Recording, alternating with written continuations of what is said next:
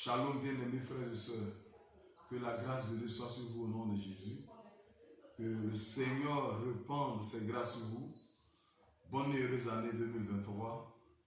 En ce dimanche 26 février 2023, je voudrais vous donner cette parole d'espoir de l'Éternel. Bien-aimés, sache avec moi que nous avons tous besoin de la compassion de Dieu. Tu as besoin de la compassion de Dieu pour que ta vie soit épanouie. Tu as besoin de la compassion de Dieu pour que ta vie soit restaurée. Tu as besoin de la compassion de Dieu pour que ta vie puisse connaître un essor meilleur, un lendemain meilleur. Tu as besoin de la compassion de Dieu pour réaliser les projets qui sont dans ton cœur en cette année 2023. Tu as besoin de la compassion de Dieu. J'ai besoin de la compassion de Dieu. Nous avons besoin de la compassion de Dieu. Bien-aimés, la compassion de Dieu, c'est quoi? La compassion de Dieu, c'est le sentiment qui anime le cœur de Dieu, le sentiment de partager tes souffrances, le sentiment de partager tes douleurs. Ce sentiment anime le cœur de Dieu, et quand il a ce sentiment en lui, alors pour toi, bien-aimé, les douleurs, les souffrances que tu vis, que tu connais, Dieu vient les partager avec toi. En réalité, il vient pour t'apporter un ouf, un changement. Il vient pour t'apporter un élan meilleur désormais, une vie heureuse. Toi qui avais une vie morose, tu vois une vie heureuse. Toi qui avais une vie mélancolique, tu vois qu'il y a un changement qui s'est opéré. La joie rentre dans ton cœur, la tristesse est bannie, l'amertume est bannie, la paix est là, il n'y a plus de trouble, il n'y a plus d'inquiétude. Là où la mort était, c'est la vie qui rentre, c'est la résurrection qui rentre. Là où il y avait l'échec, c'est la réussite. Là où il y avait le désespoir, c'est l'espoir qui vient. Là où il y avait des troubles, il apporte un calme total. La tempête s'apaise automatiquement. Bien-aimé, la Bible nous parle de l'histoire d'une dame. Dans Luc le chapitre 7, à partir du verset 11, la Bible dit que Jésus était en train d'aller, lui, à Naïm. Il était en train de passer même vers Naïm. Et cette femme, cette veuve, elle était veuve. Elle avait perdu son mari. Et en plus de son mari, voici que son fils qui était pour elle un espoir réel, quelqu'un qui pouvait désormais prendre soin d'elle. Ce fils va perdre la vie. Bien-aimée, elle avait perdu tout espoir. Elle était triste, elle était remplie d'amertume, elle était remplie même de mort parce qu'elle ne voyait plus en elle le goût de la vie. Ce fils, sur qui elle pouvait compter, est mort.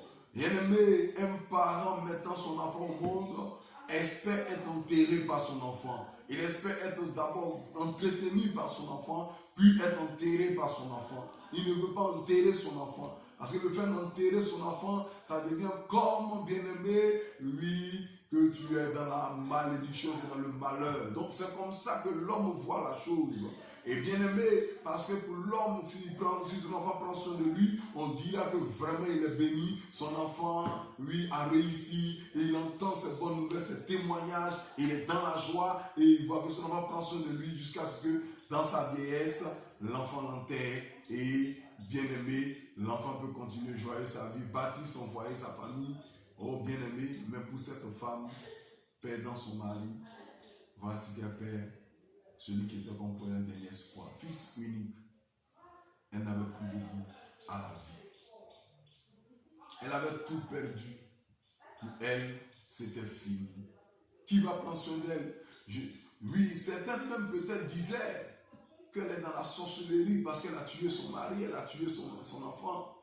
Oh, dans la société aujourd'hui actuelle, quand le père va mourir, que l'enfant meurt, ou bien des enfants meurent, on traite la mère de sorcière. Et cette femme était dans une désolation, elle était vue comme une sorcière, celle qui a fini avec les membres de sa famille. Bien-aimé, regardez un peu comment cette femme est remplie de tristesse. Elle était peut-être mortifiée de la sorte. Bien-aimé, elle pleurait, elle pleurait, elle pleurait. Toutes les larmes qu'elle pouvait faire couler pour montrer son désarroi, elle faisait couler ses larmes. Comme toi aujourd'hui, où tu es, tu pleures, les nuits comme des jours, parce que tu traverses beaucoup de situations compliquées en ce moment. Tu cherches de l'aide, mais personne pour t'aider. Tu cherches de l'aide, mais personne pour t'aider, personne pour te soutenir, personne pour venir te sauver de ce problème. Mais Christ te dit de ne pas t'inquiéter. Tu as besoin de la compassion de Christ. La compassion de Christ s'exprime.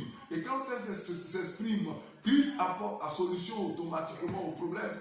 Tu vis dans ces problèmes, tu traverses encore la tempête parce que tu n'as pas encore expérimenté la compassion de Dieu. Tu es encore dans ces problèmes. Bien-aimé, que ça soit une épreuve, que ça soit un problème, alors laisse-moi te dire, quand il y a la compassion de Dieu qui se manifeste pour toi, le problème s'arrête automatiquement, systématiquement. En même temps, le problème s'arrête, l'épreuve s'arrête. Tu as besoin de cette compassion. Il faut chercher la compassion de Dieu. Demande-lui de manifester sa compassion pour toi. Cette femme veuve, quand elle a perdu son mari, elle n'avait pas croisé le Seigneur Jésus.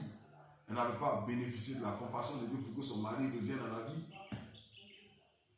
Lazare, ses soeurs ont eu la compassion de Jésus. Lazare est sorti du tombeau 4 jours après. Oui, plusieurs personnes ont bénéficié de la compassion de Dieu.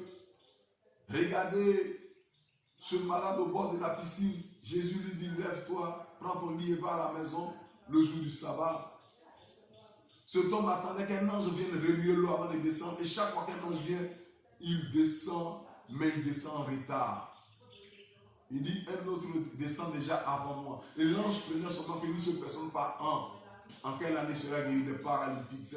Je ne sais à quelle position il se trouve au bord de l'eau, mais un descend toujours avant lui. Celui qui est lépreux descend avant lui, parce que lui, il peut marcher, courir rapidement, sauter dans l'eau. Bien-aimé, cet homme, 18 ans là, et voici, Jésus lui dit, prends ton lit, va à la maison. Il a eu la compassion de Dieu. Jésus n'était pas venu pour les autres. La compassion de Dieu s'est exprimée pour lui. Et c'est lui seul qui a bénéficié de cette compassion au bord de la piscine. Il dit, prends ton lit et va. Il a commencé à exprimer, il a commencé à parler beaucoup. Il dit, prends ton lit et va. Quand la compassion de Dieu s'exprime, même quand toi-même tu ne t'attends pas, mais elle réagit, subitement, tu es surpris de ce qui t'arrive d'extraordinaire. Tu ne comprends pas, cet homme était surpris parce que ce n'est pas un ange qui vient, mais c'est le maître des anges qui est devant lui. Lui-même, il ne le sait pas.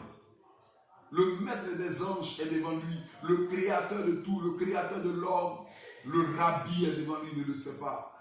Il est guéri et il rentre. On lui demande, mais pourquoi tu prends ton lit? Il dit, mais celui qui est venu me guérir, il m'a dit de prendre mon lit et de partir à la maison. On dit, c'est le jour du sabbat, tu ne dois pas être guéri. Non, la compassion de Dieu s'exprime pour lui. Quand la compassion de Dieu s'exprime pour toi, peu importe la position dans laquelle tu te trouves, les gens sont étonnés. Ils te diront que tu n'es pas dans la norme. Mais Jésus te positionne dans la norme. Bien-aimé, cette veuve de Naïm, elle a croisé Jésus à l'enterrement, à l'inhumation, là où on devrait mettre son fils en terre. Ceux qui portaient le cercueil ont été dépassés. Jésus a dit à cette femme, arrête de pleurer. Arrête de pleurer. Il te dit, arrête de pleurer. Arrête de gémir. Arrête de te lamenter sur ta situation. Arrête de te plaindre de tes problèmes. Parce que Jésus-Christ répond maintenant à ton besoin. Il répond maintenant. Il a compassion de toi. Sa compassion s'exprime pour toi. Il a été ému de compassion pour cette femme. La Bible dit, Jésus est ému de compassion. Dit à la dame, arrête de pleurer. Et il part, il dit aux gens, il touche le cercueil. Les gens qui apportaient le mort ont déposé le cercueil, ils touchent le cercueil et automatiquement, l'enfant se lève. La Bible dit que le mort s'est assis.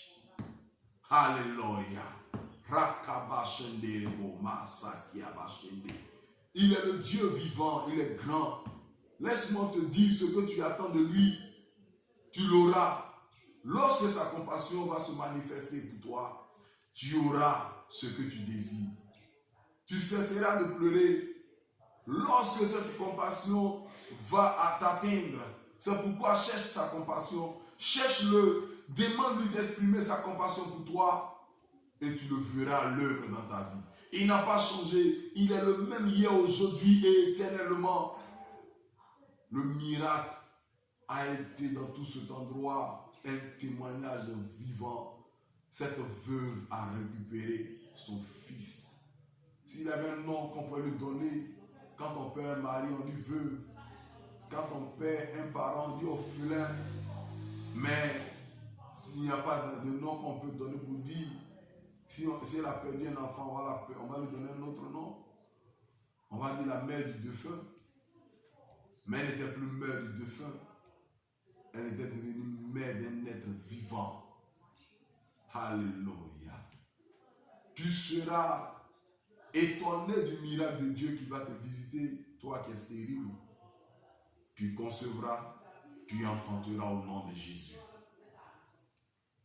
Toi qui essaies les activités, ça ne marche pas. On parle de perpétuel recommencement. Tu as entendu trop de révélations à ton endroit. Laisse-moi te dire, tu verras que ça va marcher au nom de Jésus. Dieu a compassion de toi. Sa compassion s'exprimera maintenant où tu reçois ce message. Elle s'exprime pour toi. Que la grâce de Dieu soit sur toi. Tout ira bien pour toi désormais. Ce que ta main touchera va marcher. Oh, tu étais appelé le maudit. Mais désormais vont t'appeler le béni. Ils changeront ton nom. Et ton nom des sobriquets de malheur. Mais ces sobriquets seront se changer en des sobriquets de bonheur, de bénédiction, de joie. On t'appellera bienheureux, bienheureuse. Parce que l'Éternel va changer ton histoire. Tu as fait bac 7 fois, 3 fois, 5 fois. Mais je te dis, cette année tu auras ce bac. N'aie pas peur, va. Va avec la force que Dieu te donne. C'est ce que Dieu a dit à Gédéon. Va avec la force que Dieu te donne. Tu auras ce bac. Va avec la force que Dieu te donne. Tu réussiras ce concours. Va avec la force que Dieu te donne. Cette entreprise marchera. Va avec la force que Dieu te donne. Tu concevras de ton mari. Va avec la force que Dieu te donne. Tu te marieras. Tu réussiras. Ton mariage sera un mariage glorieux. Au nom de Jésus-Christ. Va avec la force que Dieu te donne. Ton ministère sera florissant. Au nom de Jésus. Va avec la force que Dieu te donne. Tout marchera pour toi en cette année. Dieu exécutera des plans merveilleux pour toi. Au nom de Jésus-Christ. C'était le chat d'Israël, le secrétaire de l'Éternel. Je vous aime. Je vous bénis.